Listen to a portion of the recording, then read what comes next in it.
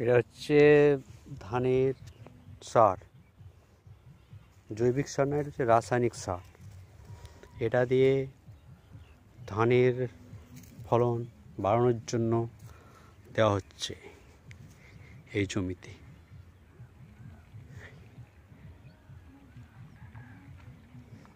তো এখানে চাষিরা কত কষ্ট করে ফসল ফলায়, সেই চাষিরা সেই হিসাবে দামটা পায় না, তাই তো।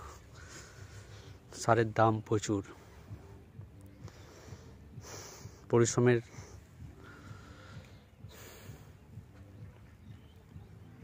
কোনো ফল পাওয়া যায় না সঠিকভাবে।